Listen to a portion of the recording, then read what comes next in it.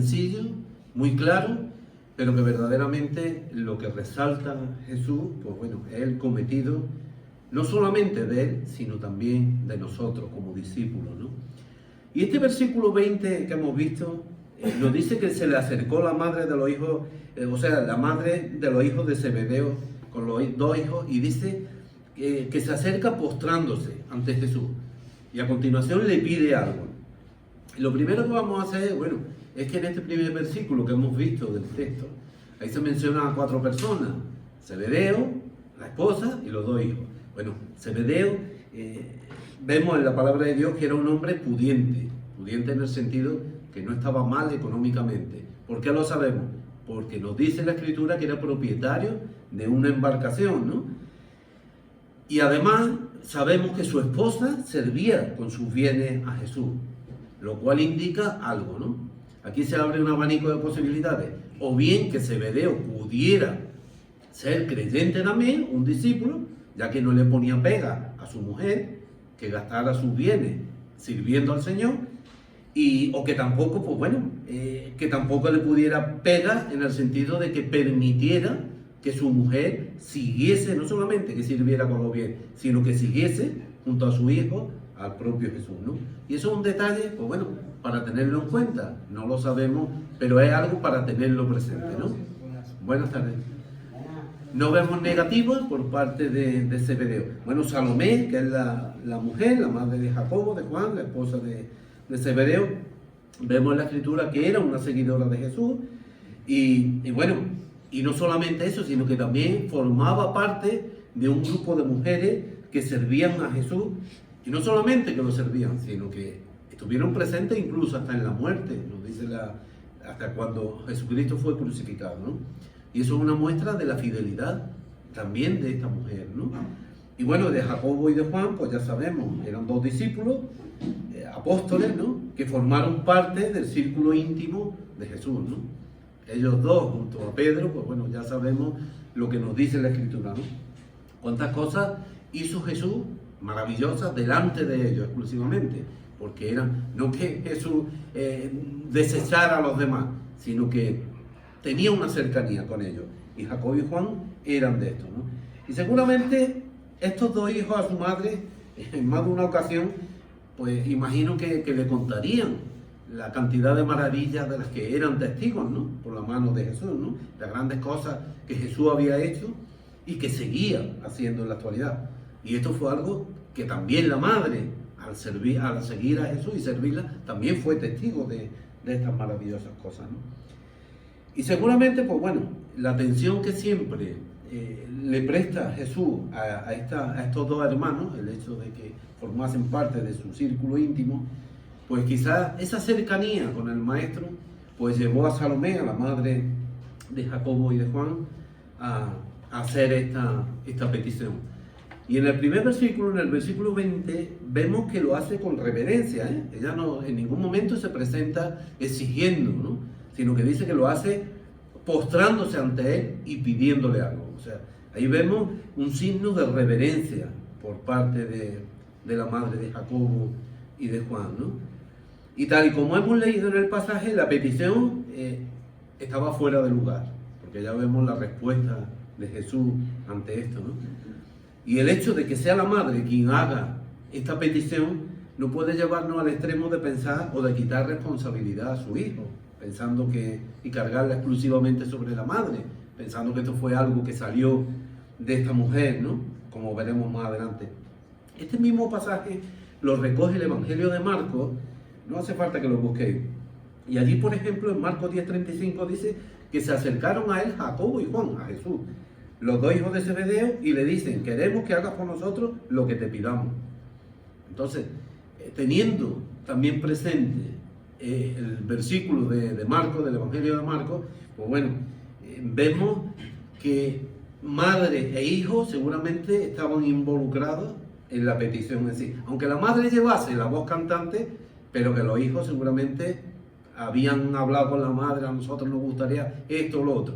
Aunque no fue una iniciativa espontánea de la madre de decir: hoy le voy a pedir al Señor que mi hijo se sienta a la derecha y a la izquierda, sino que parece ser eso.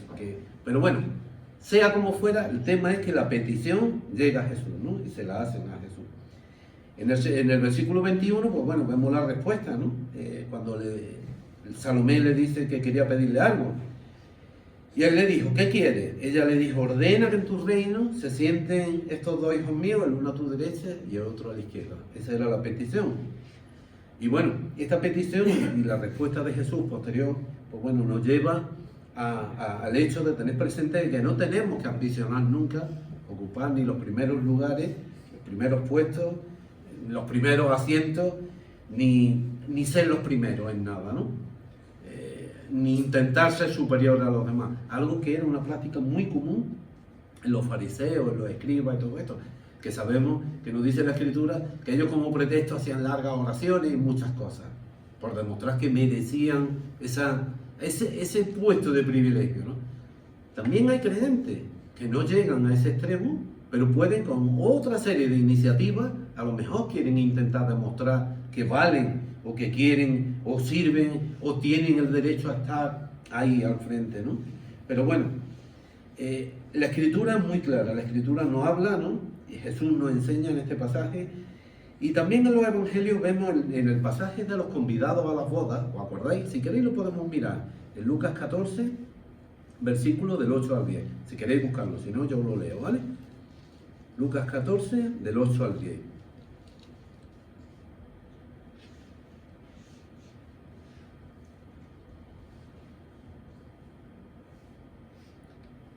Son textos muy sencillos, muy simples, pero de verdad que nos dejan una gran enseñanza. Lucas 14, versículos del 8 al 10, y dice así: cuando fueres convidado por alguno a bodas, no te sientes en el primer lugar, no sea que otro más distinguido que tú esté convidado por él, y viniendo el que te convidó a ti y a él, te diga, da lugar a este, y entonces comiences con vergüenza a ocupar el último lugar. Mas cuando fueres convidado, ve y siéntate en el último lugar, para que cuando venga el que te convidó te diga, amigo, sube más arriba, y entonces tendrás gloria delante de los que se sientan contigo a la mesa, ¿no? Y este pasaje de Lucas sobre la parábola esta de los convidados a bodas, pues bueno, nos deja una enseñanza. Porque como os digo, hay una tendencia humana, gracias a Dios que no es toda la gente lo que tiene esto, ¿no? Pero hay una tendencia humana precisamente por ser los primeros, ¿no? Por ambicionar poder, autoridad, liderazgo, ¿no? Y ni somos los primeros en nada, ni tampoco somos el centro. Permitidme que voy a contar una anécdota de hace ya bastantes años, ¿no? Pero algo muy breve, pero hace unos años, pues antes de que tuviésemos aquí al pastor Cícero, recuerdo que vino un matrimonio y se quedaron sentados allí, precisamente donde está Cícero. Un matrimonio que venían de Barcelona, habían estado hablando conmigo, y ellos se sentaron allí. Y había sitio, pero se quedaron allí lo último. Y bueno, eran unos misioneros muy reconocidos, llevaban un ministerio, ellos, formaban un grupito de evangelismo muy conocido. Entonces, pues bueno, ya han pasado años y a lo mejor, pues bueno, las cosas han cambiado, ¿no? Entonces, pues bueno, este grupo era reconocido dentro del ámbito evangélico en toda España. Papel maché se llamaba. Y entonces, pues bueno, se quedaron allí. Lo último, no quisieron venirse más para adelante, ¿no? Y recuerdo que los invité a que pasaran un momento, en un par de minutos. Pues bueno, ellos compartieron con la iglesia el ministerio que tenían por todo el país. Es decir, pero mirad la actitud, se quedaron allí al fondo, en ningún momento, y su ministerio precisamente era un ministerio de servicio. Simplemente como anécdota lo comparto, que no trato con esto otra cosa, ¿no? Hemos visto que Jacobo y con Juan, en el pasaje que hemos visto, bueno, pensaban que la exaltación, es decir, ocupar esos primeros lugares, pues era algo que se podía conseguir así porque su madre se lo pidiera al Señor, ¿no? Sin sufrimiento, sin esfuerzo, sin trabajo, ¿no? Y no solamente eso, sino que también pensaban que Jesús tenía la capacidad de disponer de los lugares en su reino, ¿no? De asignarlos. Y vemos, ¿y por qué digo esto? Pues muy claro, el versículo lo deja claro. De ahí viene el ordena que, por eso es por lo que digo, porque precisamente la palabra que le transmiten a Jesús es: ordena que en tu reino mi hijo se siente el uno a la derecha y el otro a la izquierda. O sea, que al hacer la petición creían que Jesús tenía la capacidad de asignar esos sitios, ¿no? Si no lo hubiesen creído, seguramente que no se hubiesen atrevido a lanzar esta petición, ¿no? Y la verdad es que sabemos que los discípulos, hasta la partida de Jesús, o sea, hasta su ascensión a los cielos, tardaron en entender mucho tiempo las cosas que Jesús habló. Y en algunas ocasiones llegaron incluso a malinterpretar lo que Jesús había dicho, ¿no? Y probablemente el llegar al extremo de esta petición a lo mejor tiene que ver, guarda relación con lo que ocurrió en Mateo 19:28. O sea, malinterpretar las palabras de Jesús y transformarlas en una petición fuera de lugar. Si queréis buscarlo, Mateo 19:28, y si no, os lo leo yo. Es solamente un versículo y como digo, pues son textos que sobradamente conocemos todos. Dice así, Mateo 19:28. Jesús le dijo: de cierto os digo que en la regeneración, cuando el Hijo del Hombre se siente en el trono de su gloria, vosotros, los que me habéis seguido, se estaba dirigiendo en ese momento a eso, a los apóstoles, ¿no? También os sentaréis sobre 12 tronos para juzgar a las tribus de Israel. Tal vez pensaron precisamente que por estas palabras que Jesús le dijo, Jesús estaba en disposición de asignar no solamente el hecho de que se sentara en un trono, sino en el lugar. El trono de este más adelante que el del otro, a la derecha o a la izquierda. Y no era así, ¿no? Vemos que Jacobo y que Juan, por el pasaje que hemos visto, habían recurrido a su madre para apoyar esa petición que a todas luces era orgullosa y egoísta, ¿no? Y curiosamente, este hecho fue algo que no fue una cosa exclusiva o una metedura de pata de estos dos hermanos, sino que fue un tema recurrente y que se repite en la Escritura entre los discípulos. ¿Os acordáis o no? Bueno, pues mira, vamos a ver un texto, Mateo 9, o sea, Marcos 9, versículos 33 a 35.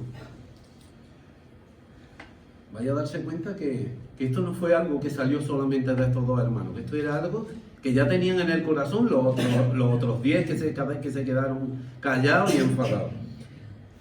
Y dice así: llegó a Capernaum, está hablando de Jesús, ¿no? Y cuando estuvo en casa, les preguntó: ¿qué disputabais entre vosotros en el camino? Mas ellos callaron, porque en el camino habían disputado entre sí quién había de ser el mayor. O sea, aquí se enfadan porque Jacobo y Juan se querían sentar uno a la derecha y a la izquierda, y en el fondo todos ambicionaban eso, ¿no? Una cosa de muy poca ética, ¿no? O imagináis, no sé, estáis con vuestros padres, estáis todos los hermanos hablando de la herencia que os va a dejar tu padre y tu padre vive allá al lado. Yo creo que no es algo agradable, ¿no? Pues esto es una cosa por el estilo. Y es que Jesús conoce lo que hay en nuestro corazón, ¿no? Y no se le puede ocultar nada, ¿no? No se le puede ocultar nada, Él sabe todo lo que hay. Y pese al silencio de ellos, les dijo, leemos el versículo 35. Entonces Él se sentó y llamó a los 12 y les dijo: si alguno quiere ser el primero, será el postrero de todos y el servidor de todos. Qué enseñanza más grande. Ahí lo deja claramente. Y esto no debe de quedar muy claro. Y estas palabras de Jesús, la verdad es que se olvidan muy pronto. Algunas personas suelen olvidarlas, ¿no? O no se tienen en cuenta cuando estas palabras de servir y todo esto pues son contrarias tal vez al interés de alguno, ¿no? Porque de todo es sabido, no lo digo yo, lo dice Jesús, que hay quien trata de acceder al redil por otro sitio que no sea la puerta. A lo mejor escalando, saltando el muro, pero no por la puerta que es Cristo. La petición de la madre de Jacobo y de Juan en el nombre de su hijo está unida al anuncio del inminente sufrimiento de Jesús, ¿no? O sea, tanto una cosa como la otra van unidas en un intervalo muy corto de tiempo. Y aquí lo que demuestra precisamente es que los discípulos no han comprendido todavía el terrible y trágico destino que se cierne sobre Jesús, ¿no? Al que se va a ver expuesto en breve, ¿no? Y está pronto a suceder. Y todo eso a pesar de que Jesús una y otra vez había anunciado esto, que iba a padecer, ¿no? Y sin embargo, pues bueno, parece ser que no eran conscientes de esto, ¿no? Como anécdota sobre estos dos hermanos, Jesús, nos encontramos en la palabra de Dios que Jesús los apellida, les pone como un apodo, ¿no? Los apellida Boanerges, que significa hijos del trueno. O sea, porque eran unas personas impulsivas.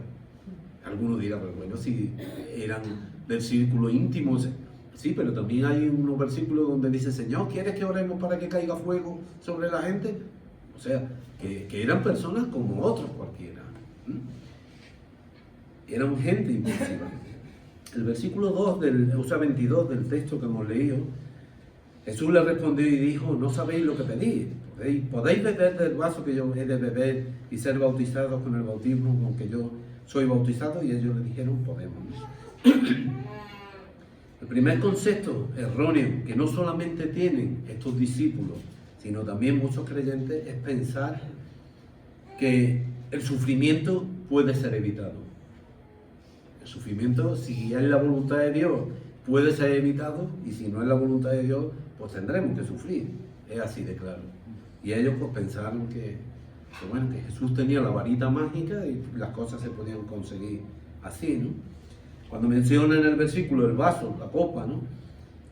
En otras referencias de la palabra de Dios significa, el vaso, la copa significa sufrimiento precisamente, y bautismo de sufrimiento. Mirá, en Juan capítulo 15, versículo 20, nos dice, acordaos de la palabra que yo he dicho. Está hablando Jesús, El siervo no es mayor que su Señor. Si a mí me han perseguido, también a vosotros os perseguirán. Si han guardado mi palabra, también guardarán la vuestra. En definitiva, lo que aquí le está diciendo Jesús a sus discípulos es que lo que me va a pasar a mí, que os puede pasar también a vosotros. Así de sencillo. Y aunque sea difícil de aceptar, porque la verdad es que no somos masoquistas y ninguno queremos sufrir, nadie quiere padecer. ¿Quién quiere padecer? Nadie, ¿no? Eso no lo queremos nadie. Pero la verdad es que sufrir por Cristo es la más grande gloria para un discípulo. Es así. Aunque cueste trabajo aceptarlo, pero es así.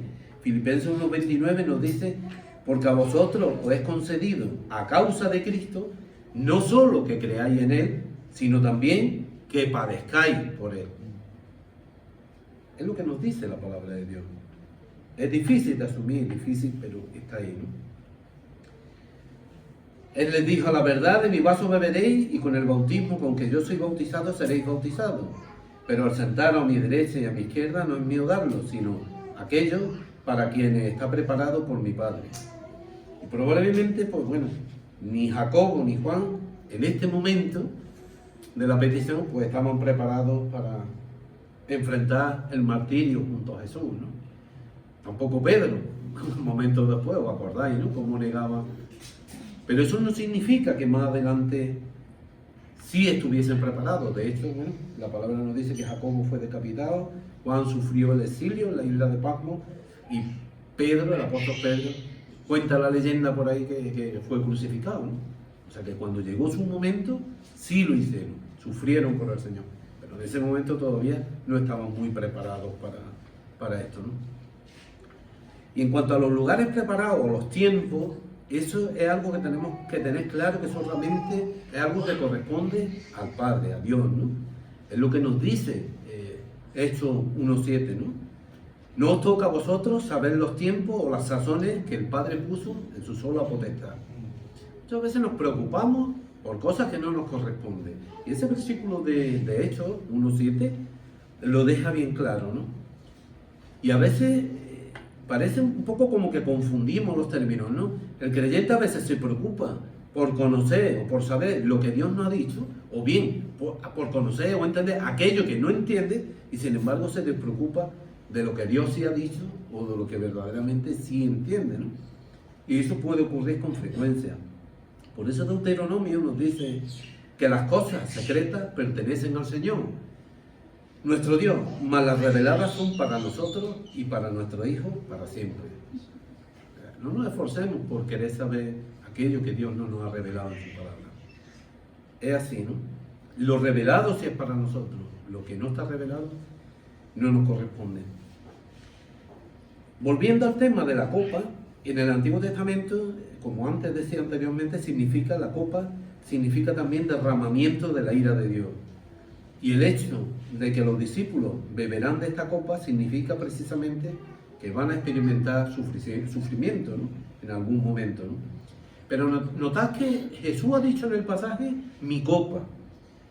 Y precisamente debido a que Jesús bebió la copa de la ira de Dios, precisamente por ese motivo, los creyentes no la beben, aún mereciendo la ira de Dios, ¿eh? Pero no la beben porque Jesús lo ha hecho, ¿no? Ahí vemos el amor inmerecido que el Señor nos muestra, ¿no? En el sufrimiento y a través del sufrimiento de Cristo, los creyentes ya han sido juzgados y ahora pues están justificados delante de Dios, ¿no? Y son herederos de su gloria. Es lo que nos dice Romanos 8:17. Y si hijos, también herederos, herederos de Dios y coherederos con Cristo, si es que padecemos juntamente con Él, para que juntamente con Él seamos glorificados. O sea, esas tendencias que hay por ahí, esa enseñanza que algunos comparten por ahí de que el verdadero creyente no tiene por qué sufrir, que si está sufriendo es porque está viviendo en pecado y todo esto. Las palabras de aquí en Romanos, todos los versículos que estamos viendo, vemos cómo desmontan todo esto. Si el Señor nos quiere para sufrir, vamos a sufrir. Es así de sencillo, ¿no? Y el privilegio precisamente del creyente es que seamos identificados con Cristo en su sufrimiento, ¿no? Es así de sencillo. Mirad, Colosenses 1:24 lo dice, y ahora me gozo en lo que padezco por vosotros, está hablando el apóstol Pablo, y cumplo en mi carne lo que falta de las aflicciones de Cristo por su cuerpo, que es la iglesia. Aquí Pablo está hablando de sufrimiento. Primera de Pedro 2:21, el apóstol Pedro dice, pues para esto fuisteis llamados, porque también Cristo padeció por nosotros, dejándonos ejemplo para que sigáis sus pisadas. Entonces el ejemplo que Cristo nos da es que Él padeció por nosotros. Así que si el Señor lo requiere en algún momento determinado, debemos de estar dispuestos, ¿no? Entonces, el sufrimiento, todo esto, me refiero a que todo esto va emparejado a una vida de servicio. Sufrimos porque estamos sirviendo al Señor y otras veces sufrimos porque estamos sirviendo a los demás, ¿no? Pero el sufrimiento, bueno, antes decía que no somos masoquistas, que no es algo que nos guste, que nos agrade, ¿no? Pero es algo que la Iglesia siempre se ha escandalizado del sufrimiento. Por eso mencionaba que hay sectores, hay líneas de creyentes en los que quieren erradicar el sufrimiento. Dicen que si eres un verdadero creyente no tienes por qué sufrir, ¿no? Vemos al apóstol Pedro, ¿no? Como cuando Jesús dijo lo que iba a padecer de manos de los escribas. No, Señor, que no te acontezca. Ahí es la tendencia, ¿no? Cuando Jesús da la explicación de la parábola del sembrador, que compartía nuestro pastor un día, ahí hay algo muy sencillo, ¿no? Y hay una enseñanza bastante importante. Cuando habla y le explica luego a los discípulos el significado de esa parábola, menciona a una semilla que cae en pedregales. Y dice que esa es la semilla que cuando viene la persecución y todo esto son los que se vuelven atrás, dejan los caminos del Señor. Pero mirad, a veces cogemos también los textos de la Escritura de manera literal y hay veces que también tenemos que pensar que la enseñanza también la hace de forma de metáfora, ¿no? Y no tiene que ser una persecución o unos sufrimientos extremos para que una persona deje los caminos del Señor. O sea, no pensamos que es que las autoridades nos van a perseguir. Hay quien deja los caminos del Señor, pues mirad, porque es joven, se tiene que casar y quiere casarse en una iglesia, porque quiere vestirse de blanco, porque quiere que su hijo haga la comunión, por cosas así. Hay mucha gente que deja los caminos del Señor por eso. Entonces no necesariamente tiene que ser una persecución. Mirad qué cosas más sencillas. Cosas que pueden acabar con afanes de este mundo, que pueden acabar con O porque no, es que se están riendo de mi hijo en el colegio, yo ya había dejado de venir a la iglesia, porque dicen que cosas así hacen que mucha gente, son semillas sembradas en los pedregales, como decía Jesús al explicar la parábola del sembrador.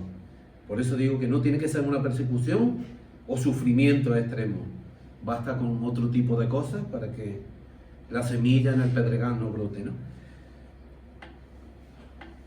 Lo decía el texto que veíamos, que cuando los 10 escucharon la petición de los otros 2 hermanos, pues que se enojaron, ¿no?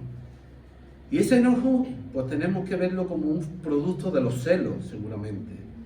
Y todos ellos, como explicaba antes, si hubiesen tenido la oportunidad, habrían hecho lo mismo. Lo hubieran hecho la misma petición. De hecho, ya lo habían hecho antes. Habían hablado entre ellos quién era el primero. También me llevaba a acordarme de Nadab y Abiú, que también la primera vez que se iba a hacer la ofrenda del incienso, que le correspondía a su padre, ellos se adelantaron y la hicieron ellos, cuando no les correspondía hacerlo, ¿no? Y a veces, precisamente hay eso, una competitividad o una rivalidad por querer estar ahí, ¿no? No hay un espíritu de servicio, de servir, de humildad, de sometimiento, de obediencia, sino querer estar con una autoridad. En fin. Y vemos que la preocupación de estas personas, pues bueno, a lo mejor cuando se enojaron contra los otros 2 hermanos, pues pudiese ser, pues bueno, una muestra de resistencia a la gracia inmerecida del Señor, ¿no? Porque como decía también antes, muchos creyentes se mueven por intereses personales. Muchas veces, pues bueno, la gente ambiciona tener poder, tener autoridad, pues con un interés, no por servir. No tienen en su corazón el servir a los demás, sino el señorear sobre ellos, ¿no? Es lo que ocurre en las jerarquías sociales mundanas, ¿no? Los caprichos de los gobernantes son cumplidos por aquellos a los que están gobernando, es decir, por el pueblo. Eso en España y en todos los países. Los caprichos, todo lo que quieren los gobernantes, ¿quién lo cumple? ¿Quién lo paga? El pueblo. Pero en el reino del Señor, pues precisamente los líderes sirven como esclavos, ¿no? Es totalmente distinto, porque es el Hijo del Hombre el que tiene la autoridad sobre el universo. Y Jesús vino a servir incluso hasta la muerte. Como vemos en el caso de Jesús, a diferencia del caso del mundo, es totalmente opuesto. El mundo, la jerarquía mundana, quieren gobernar sobre el pueblo, y aquí al contrario. Aquí, pues bueno, los líderes, Jesús, están para servir a los demás. Esa es la enseñanza que Jesús nos deja, ¿no? En el texto que veíamos, pues bueno, decía Jesús que llamándolos les dijo: sabéis que los gobernantes de las naciones se enseñorean de ellas, y los que son grandes ejercen sobre ellos potestad, que es lo que estoy comentando, ¿no? Y precisamente en la mayoría de las sociedades humanas, el poder muchas veces es buscado con esos fines, con fines personales, ¿no? Hay por ahí una frase muy célebre que dice que el poder corrompe, y tristemente en la mayoría de los casos es así. ¿Cuántos políticos, cuánta gente vemos que en su día hablaban de tomar unas medidas muy justas, y luego cuando llegó la hora, pues vemos que lo que han buscado han sido sus intereses personales, ¿no? Entonces se cumple en ellos la máxima esa de que el poder corrompe, ¿no? Y en este maravilloso texto de Mateo 20, del 20 al 28, pues bueno, el Señor está enseñando a sus discípulos que el estilo de grandeza y de liderazgo que debe reinar en su pueblo es diferente al que reina en el mundo, ¿no? Los líderes mundanos dominan de manera dictatorial, usando poder, autoridad, en fin, y los creyentes deben de actuar de manera opuesta, ¿no? Y precisamente ellos ganan, triunfan, los siervos de Dios, cuando se dan a sí mismos a otros, como lo hizo Jesús, es decir, cuando sirven, ¿no? Eso es lo mejor de todo. Por resumirlo con otras palabras, un reino donde el rey sirve a los súbditos, no al contrario, como en el mundo. Por eso dijo Jesús: entre vosotros no será así, sino el que quiera hacerse grande entre vosotros será vuestro siervo. Entonces las pautas del reino, como vemos, son completamente distintas al mundo, ¿no? La grandeza se encuentra en el servicio, Esto es lo que está enseñando Jesús, ¿no? La palabra griega que encontramos para servidor es diáconos, ¿no? Y esa palabra, pues bueno, fue adoptada como la más común para el ministerio cristiano en el Nuevo Testamento, ¿no? Y la verdad es que todos deberíamos de recordar el significado real de esta palabra, ¿no? Que en ningún momento es un cargo o algo para estar por encima, sino para servir, ¿no? Jesús le dijo: el que quiera ser el primero entre vosotros, que será vuestro servidor, ¿no? Y eso está tan claro que no hay más nada que añadirle a esas palabras. Ser el primero y estar al frente, viendo a los hermanos, eso significa asumir responsabilidades, no imponer autoridad, sino también eso es asumir. Al mismo tiempo que es servir, es asumir responsabilidades, ¿no? Jesús dijo: como el Hijo del Hombre no vino para ser servido, sino para servir y para dar su vida en rescate por muchos. Y esa es la base de la respuesta de Jesús, ¿no? En el ejemplo para nosotros, que vino para servir y para morir, ¿no? En rescate por cada uno de nosotros. Jesús con su sacrificio pagó el precio, pagó el rescate para librarnos de la condenación, ¿no? Un acto de liberación costoso, o fue caro, o fue barato. Fue costoso, ¿eh? Dios entregó a su propio Hijo, o sea que el precio fue alto. Y esa, en la obra de Jesús, es donde vemos la grandeza en que es capaz, por el sacrificio de sí mismo, de proveer para muchos, ¿no? Un medio de liberación, de liberarnos de esa condenación eterna y de liberarnos de nuestros pecados, ¿no? Eso es servir a los demás, ¿no? Romanos 3:23 nos dice: por cuanto todos pecaron y están destituidos de la gloria de Dios. Y esa era la realidad nuestra antes de venir a Cristo. Y aún así, Cristo murió por nosotros para facilitarnos ese camino, ¿no? El rescate, como decía, es el precio pagado, un precio bastante alto, para liberar a un esclavo o a un prisionero. En este caso, los esclavos y los prisioneros éramos nosotros, ¿no? Que estábamos perdidos, estábamos condenados. Y el rescate se paga no a Satanás, sino a Dios, ¿no? Y precisamente se le paga a Dios para satisfacer su justicia e ira que tenía contra el pecador. O sea, para pagar el precio por nuestros pecados. Así de sencillo. La vida de Cristo, el Hijo de Dios encarnado, yo creo que es el precio mayor que podía pagar Dios para redimirnos a nosotros, ¿no? Y ese fue el rescate que Él pagó. Ese es el significado de la cruz, ¿no? Cristo sometiéndose al castigo divino contra el pecado en nuestro lugar, ¿no? Aún sin merecerlo, aún siendo Él justo y sin pecador, ahí estuvo muriendo por nosotros, siendo inocente. Entonces, cuando nos preguntamos, ¿qué precio paga Jesús? El del pecado. ¿Y cuál es el precio del pecado? Romanos 6:23 nos dice, venga, que lo conocemos todos. Porque la paga del pecado, el precio del pecado, es muerte. Mas la dádiva, el regalo de Dios, es vida eterna en Cristo Jesús, Señor nuestro. Jesús eso es lo que pagó, el precio de nuestro pecado. Y el precio de nuestro pecado era la muerte. Por eso pagó con la muerte.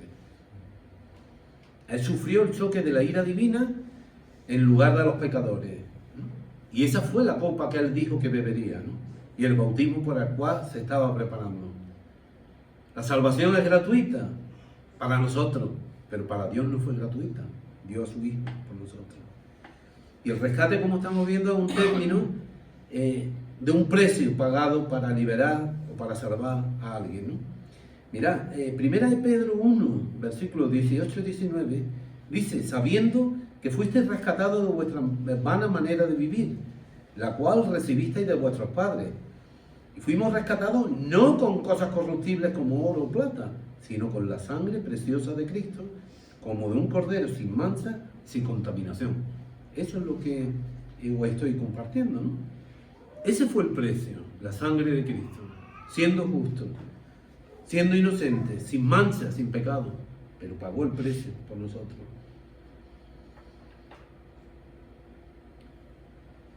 Entonces, si los elegidos son rescatados de la ira de Dios, el rescate, como decía hace un momentito, es ofrecido a Dios mismo, ¿no?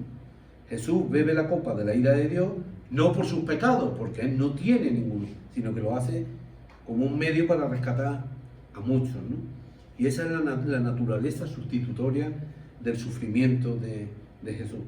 En la vida y en la obra de Jesús podemos ver que es la mayor muestra de servicio. Podemos ver en él, primeramente, la manera con la que sirve al Padre, en la que sirve a nosotros, sus discípulos, y a la humanidad entera, ¿no? Las muestras de compasión que tiene durante su ministerio, ¿no? Y la verdad es que en la palabra de Dios Jesús nos hace numerosas alusiones precisamente para que nosotros también tengamos una vida de servicio, que actuemos de la manera que Él lo hizo, por encima de todo. Nunca buscando un interés ni por interés, sino que lo hagamos por amor a Él.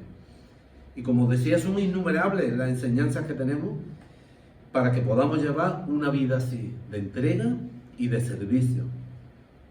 Un pasaje también que muestra muy claramente, ya vamos terminando, lo que es servir a los demás, es cuando Jesús lava los pies a sus discípulos, porque ahí nos da un ejemplo bastante bueno que podemos aplicar en nuestra vida.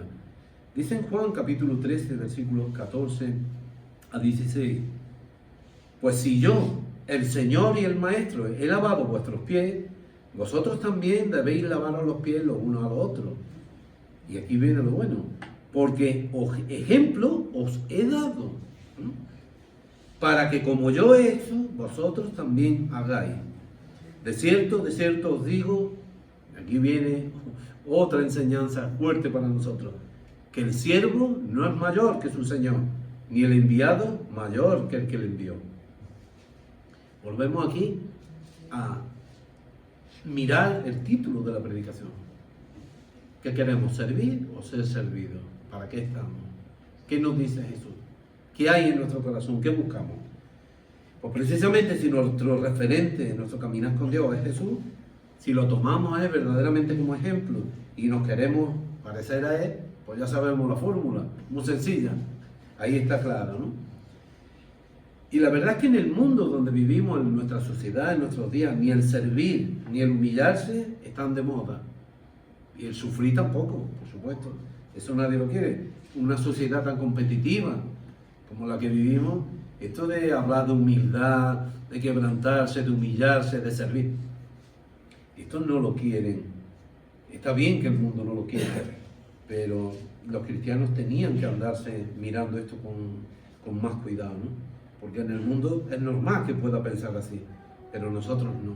Y lo que no podemos nosotros es contagiarnos del mundo, ni de sus ideas, ni de sus valores. La palabra de Dios nos muestra lo que Dios pide de nosotros, ¿no? En el Evangelio de Juan, capítulo 15, versículos 13 y 14, mirad lo que dice Jesús. Nadie tiene mayor amor que este, que uno ponga su vida por su amigo. Vosotros sois mis amigos si hacéis lo que yo os mando. Aquí en estos dos versículos nos habla de poner la vida por nuestros amigos y de obediencia, Entonces, el servir va unido a la obediencia, ¿no? Servimos porque obedecemos a nuestro Señor. Por eso estamos sirviendo. No para, como los fariseos, los hipócritas, o los escribas hipócritas, como decía, ¿no? Que hacían largas oraciones para ocupar los primeros puestos. No. Queremos servir. ¿Por qué servimos? ¿Para querer justificar que nos merecemos este puesto u otro, a estar al frente de un ministerio? No. Lo hacemos por amor, por obediencia a nuestro Señor. Y la verdad es que estos versículos, cuando los estaba notando, me chocaron un poco con otra enseñanza de Jesús, cuando dice amar a vuestros enemigos. Porque claro, si analizamos amar a nuestros enemigos y dar la vida por los amigos, parece como que hace una diferencia, ¿no?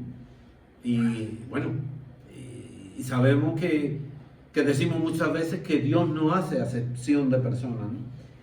Y a lo mejor puede que nos cueste trabajo buscar cómo concuerda el amor a nuestros enemigos y poner la vida por los amigos, ¿no?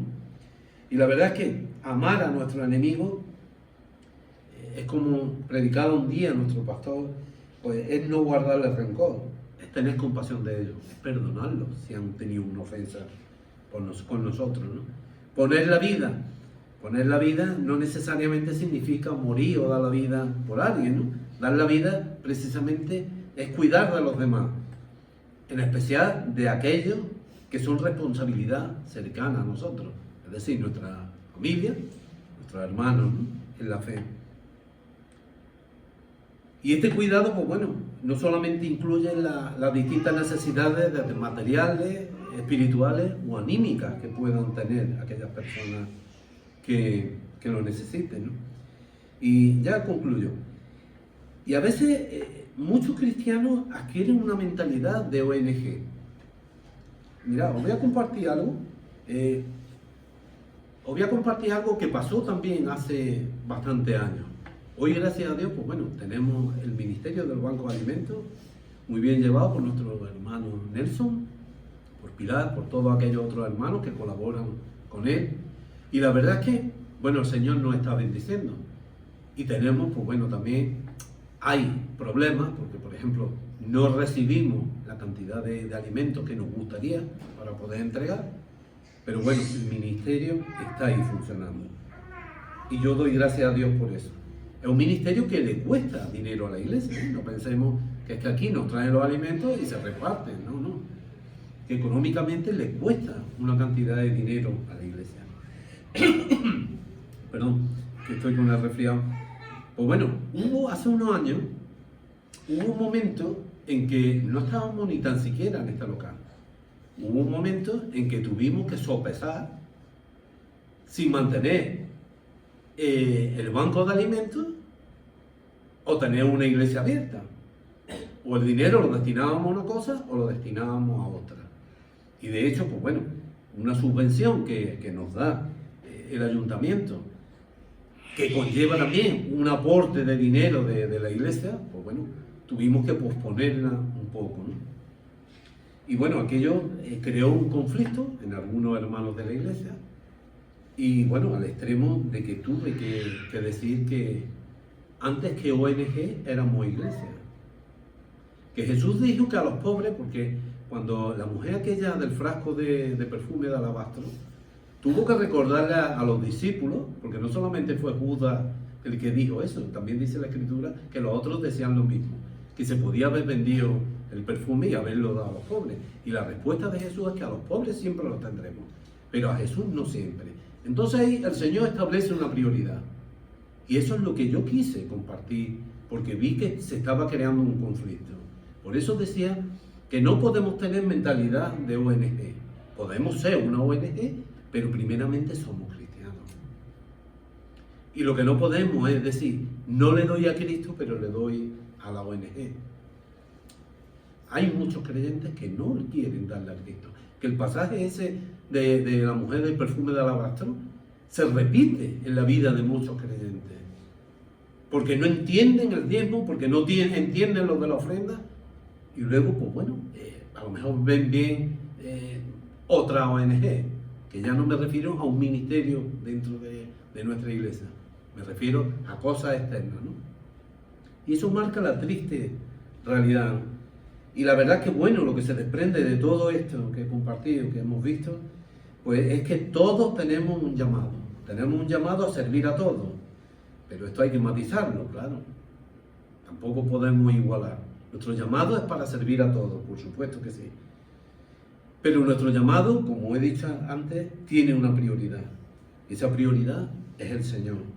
Y luego la prioridad siguiente es lo que nos dice Gálatas, capítulo 6, versículo 10. Lo podemos buscar y ya terminamos con este versículo.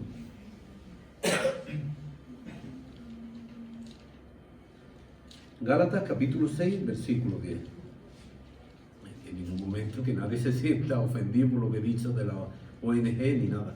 Pero es que llegamos a ese punto de que o teníamos una congregación abierta o teníamos una obra social. Entonces, somos iglesia antes que ONG. Y ese pensamiento, pues bueno, esa idea tristemente muchas veces anida en el corazón de las personas y termina por lo que estoy diciendo. No ofrendo, no diezmo, porque yo no entiendo, pues ya no estamos en el Antiguo Testamento, porque... En fin, y lo puedo dar para otras cosas. Bueno, Gálatas capítulo 6, versículo 10 dice, y ya terminamos: así que, según tengamos oportunidad, hagamos bien a todos y mayormente a los de la familia de la fe. Ahí está claro. Ahí está claro lo que el Señor nos dice. Nuestra vida es una vida de servicio, en todos los sentidos. Entonces estamos para servir. No necesariamente hay que ocupar un puesto de relevancia o estar al frente de un ministerio para servir. Todos podemos servir, todos. Desde el lugar que ocupamos, todos podemos servir. Nos podemos interesar por otros hermanos, orar por ellos, en fin. Tener comunión unos con otros y podemos servir de una manera o de otra. Entonces, la pregunta esta, servir o ser servido, pues la verdad es que tenemos que servir para que otros puedan ser servidos por el servicio que nosotros le prestamos al Señor. Y a su vez, esos que están siendo servidos puedan servir también. Así que servir es algo de todo. Bueno, que el Señor bendiga.